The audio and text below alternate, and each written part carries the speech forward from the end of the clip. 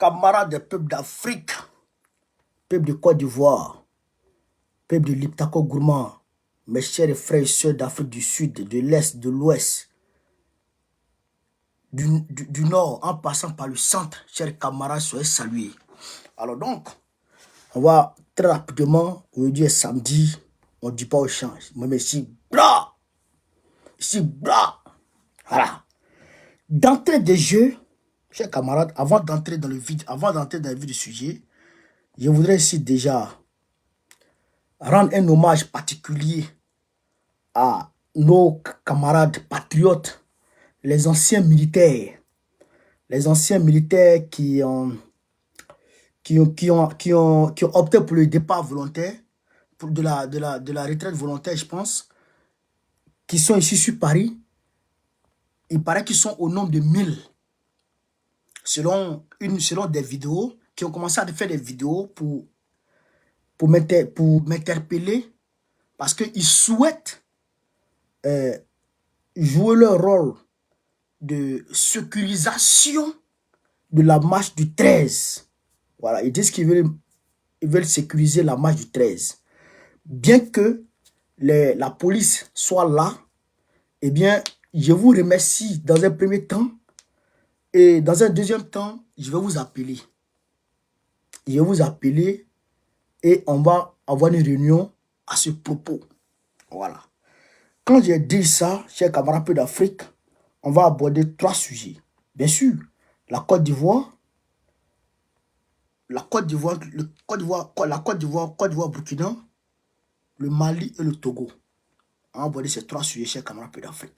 Donc, je vous demande de partager au maximum cette vidéo, de la mettre partout à travers le monde entier. Le ministre des Affaires étrangères de la France, Stéphane Séjourné, va aller à Abidjan. Il sera à Abidjan le 9 avril 2024. Qu'est-ce qu'il s'en va faire là-bas? Selon nos informations, il s'en va là-bas pour aller convaincre Dramane Ouattara de légaliser l'homosexualité. Selon nos informations, Stéphane Séjourné, ministre des Affaires étrangères de la France, se rendra à Abidjan pour aller tenter de convaincre Dramane Ouattara. Non, Dramane Ouattara lui-même est convaincu d'abord. Mais qu'est-ce qu'ils vont convaincre peut-être les députés de légaliser l'homosexualité? Vous vous rappelez en 2023, en début 2023 là, l'ambassade, je crois, il y a une délégation qui avait quitté la France pour aller au Cameroun, pour aller essayer de légaliser l'homosexualité au Cameroun. Vous vous rappelez, non?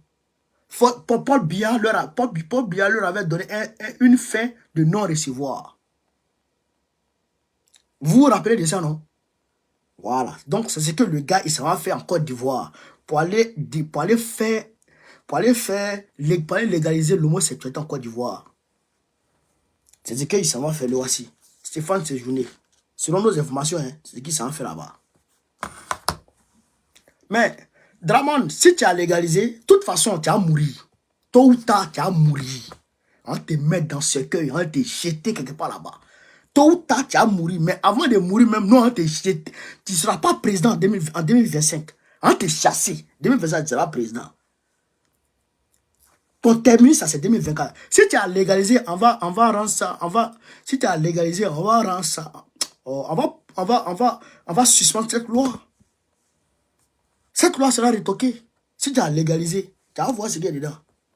Espèce de perdu. Camarade Afrique, quand on a dit ça, on va dire 2 mots sur la question du Burkina Faso, sur la question Burkina-Côte d'Ivoire. En réalité, comme je l'ai dit hier, c'est sur le territoire burkinabé que les gens ont été arrêtés. C'est sur le territoire burkinabé que les gens ont été arrêtés. Je répète encore, c'est sur le territoire burkinabé que les 2 militaires burkinabés ont été arrêtés. Il y a une zone, la zone frontalière Burkina, Côte d'Ivoire, il y a quelques villages là-bas. Les gens, les militaires de Côte d'Ivoire vont dire aux chefs de village de se faire passer pour des Ivoiriens si on leur demande, si les terroristes leur demandent qu'ils se fassent passer pour les Ivoiriens, sinon ils seront agressés par les terroristes. Voilà l'information que j'ai reçue ce soir. Ceux qui sont, comment on appelle ça? Ceux qui sont, je dirais, ceux qui sont, comment dirais-je, à la frontière Côte d'Ivoire-Burkina, là, du côté du Burkina, la partie burkinabé, il y a des villages qui sont là. Les militaires ivoiriens sont allés dire à ces chefs de village là, dites que vous n'êtes pas ivoiriens, pardon, dites que vous êtes des Ivoiriens, vous n'êtes pas des Burkinabés, si les terroristes vous demandent, parce que si vous ne dites pas que vous êtes des Ivoiriens, les terroristes vont vous tuer. Ah, c'est qu'ils font. Et quand ces gens-là disent, quand les terroristes leur demandent et qu'ils disent qu'ils sont des Ivoiriens, les terroristes les dépassent. Est-ce que vous comprenez un peu l'affaire? Est-ce que vous comprenez un peu l'affaire? Hein? Quand tu dis que tu es Ivoirien, les terroristes ne te touchent pas. Quand tu dis que tu es Burkinabé, ils te tuent. Vous comprenez, non? Il n'est même pas besoin de décortiquer, vous comprenez déjà. Qui est terroriste? Vous comprenez déjà, ces terroristes-là, ils visent qui?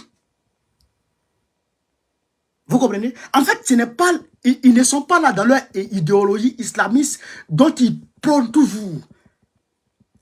Ils ne sont pas là ils ne sont pas là pour imposer l'islam. Ils ne sont pas là pour l'islam. Sinon, s'ils étaient là pour l'islam, là, un noir égale à un noir. D'autant plus que les mêmes gars qui sont à la frontière, là, il y a certains qui sont du côté Côte d'Ivoire, il y a certains qui sont du côté Burkina Faso. Les mêmes cousins sont au Burkina, les mêmes cousins sont en Côte d'Ivoire. Ils sont la même chose. Mais pourquoi on tue ceux qui sont du côté du Burkina et on ne tue pas ceux qui sont du côté de la Côte d'Ivoire? Eh bien parce que leur soutien, non, leur maître, quel maître même, leur patron, leur chef là, qui les envoie là, eux là, ils sont avec les Ivoiriens, ils travaillent avec Draman. C'est la même chose qui se faisait entre le Burkina Faso et le Mali avant 2014, quand Blaise Compaoré était encore au pouvoir. Les patrons des terroristes vivaient où? Ils vivaient au Burkina Faso. Les Yagagali dormaient à Ouagadougou. Et c'est la même chose aujourd'hui. Les centres de logement des réfugiés que Draman Ouattara a fait construire au nord de la Côte d'Ivoire pour les réfugiés burkinabés. Mais c'est les terroristes, c'est en partie les terroristes qui vivent là-bas. C'est en grande majorité les terroristes qui vivent là-bas. Ce n'est pas les réfugiés en réalité, c'est des terroristes qui vivent là-bas. C'est couverture, affaire des réfugiés là, c'est une couverture. En réalité, ceux qui vivent là-bas, c'est les terroristes. C'est eux qui vont attaquer la nuit les Burkinabés. Voilà la vérité. Mais nous disons ceci. Tôt ou tard, tiens bien long. Tôt ou tard, la vérité sera sûre. Et IB, ils sont en train de... Jusqu'à présent, ils n'ont pas encore fait de communiqué dessus. Mais ils sont en train de travailler dessus. Ils sont en train de travailler dessus. Chers camarades peu d'Afrique, partagez la vidéo. Partagez au maximum la vidéo. Quand on a dit ça, on va aller en Côte d'Ivoire, pardon, au Mali. Parce que on va aller au Mali. Avant d'aller au Togo, on va aller au Mali d'abord. Je vous demande de partager. On est 1200 sur Facebook, 200 sur TikTok, c'est pas fameux. Pompez les cœurs, je sais qu'il fait tard, mais pompez les cœurs, partagez la vidéo. Qu'est-ce qui se passe, chers camarades? Il y a des associations et des groupements de partis politiques qui sont mis ensemble, qui ont saisi le Conseil d'État du Mali pour demander à Assimi Goïta d'organiser les élections rapidement. Les requérants demandent alors à la Cour suprême, attends. Voilà. Il s'appelle RF Sima. la REFSIMA et l'AMPP. La REMSIMA et l'AMPP. Voici les deux organisations professionnelles et militantes, nombre de la coalition d'opposition appel du 20 février. Voilà. Ils sont de la coalition de l'opposition qui s'appelle appel du 20 février. Appel du 20 février. Donc, eux,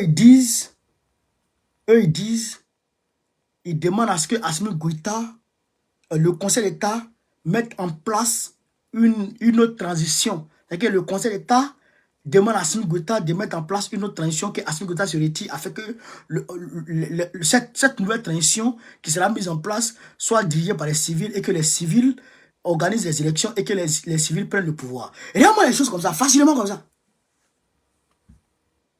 Est-ce que vous comprenez ça? Est-ce que vous comprenez ça? C'est-à-dire que eux là, ces varans là, ces va-nu-pieds là, ces corrompus là, ces vieux maudits là, vous et moi ensemble là, la REFSIMA et l'AMPP, les mouvements de l'opposition, eux ils demandent au Conseil d'État d'aller de suspendre la transition qui est en cours et de mettre en place une nouvelle transition qui sera gérée par les civils.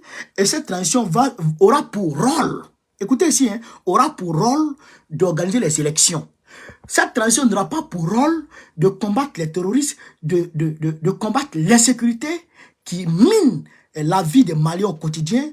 Et cette transition n'aura pas pour rôle de tout ça.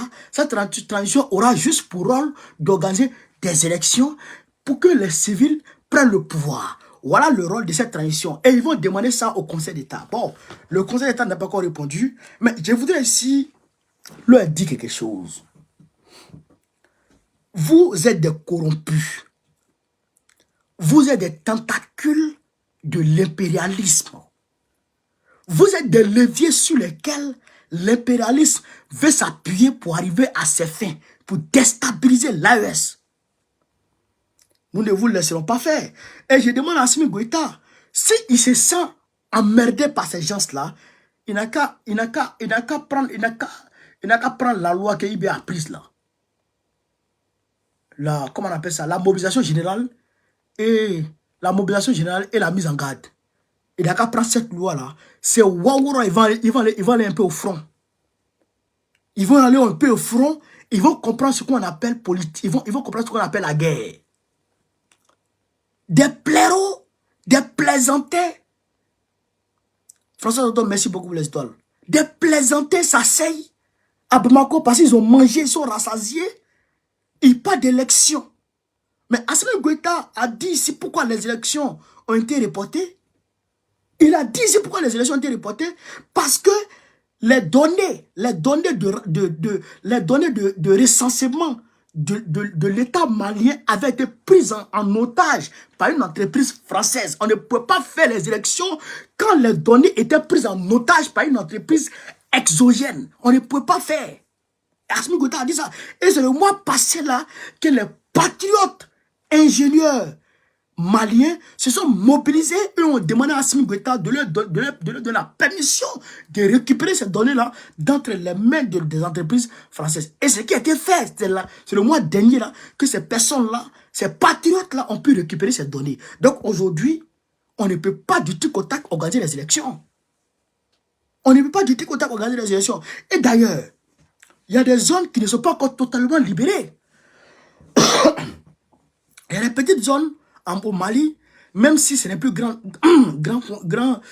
zone, mais en tout cas, il y a des petites zones qui ne sont pas encore totalement, on va dire, libérées comment on appelle ça, des terrorismes.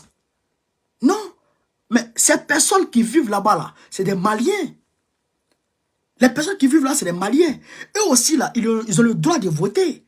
Eux aussi, là, ils doivent pouvoir choisir le président. Donc, vous pensez que le Mali se limite qu'à Bamako? Le Mali ne se limite pas qu'à Bamako. Le Mali se limite jusqu'aux frontières du Mali. Jusqu'à toutes les frontières du Mali. Le Mali est bel et bien délimité en fonction de ses frontières, par ses frontières. Donc, toutes les personnes qui se retrouvent sur ce territoire-là doivent pouvoir voter leur président. Donc, si on n'est pas capable de garantir les votes de ces personnes-là, alors il ne peut pas avoir d'élection d'abord. Il faut que ces personnes-là soient à mesure de pouvoir voter avant de parler d'élection. On ne va pas organiser les élections et puis les gens de Bamako seulement votent et puis c'est fini. Non, c'est pas comme ça. Tout le monde doit pouvoir voter. Voilà. Mais on connaît votre problème. On connaît votre problème. C'est-à-dire que vous êtes des corrompus. Vous êtes des corrompus. On connaît. On sait qui vous finance.